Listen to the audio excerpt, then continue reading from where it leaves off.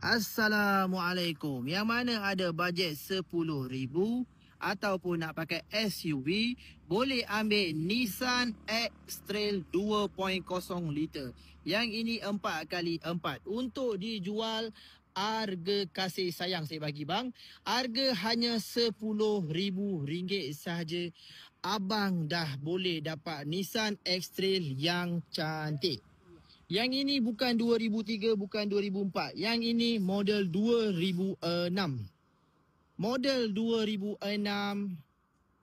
Grill dia model facelift. Side mirror ada lampu. Sport rim dia lain sikit bang. Itu adalah beza model 2006.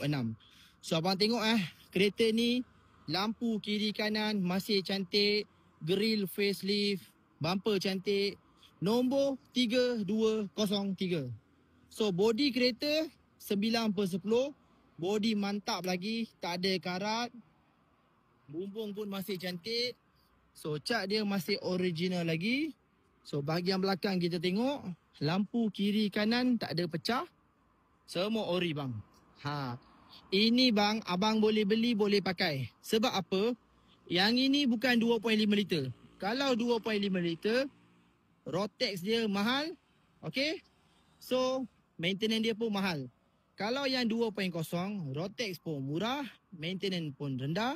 So value kereta ni pun tinggi. Sebab ramai yang cari 2.0 saja. 2.5 biasalah bang, Rotex mahal. Okay. So abang tengok bahagian belakang kereta ni kemas bang. Masih kemas. Bang, harga masa baru 100,000 lebih.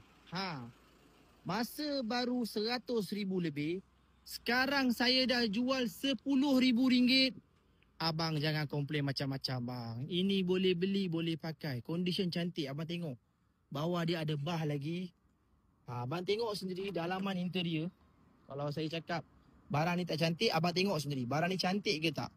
Door trim cantik. Ini X-Trail tak pernah masuk off-road bang. Kalau dia pernah masuk off-road, memang bukan macam ni keadaan. Okay. Sebab apa? Nombor satu abang tengok. Kapek dia kapek ori. Ini kapek ori Nissan X-Trail. Memang color dia warna biru. Agak biru-biru hitam-hitam sikit. Okay. Kalau kapek ni kotor, memang abang beli kat tempat lain tak jual bang. So yang ini seat dia original masih cantik. Tapi owner dah balut. So yang ni kita dah buat balut balik. So yang ni pun kos juga.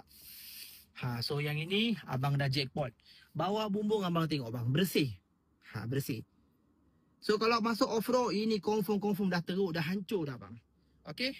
So door trim pun cantik. Kita tengok bahagian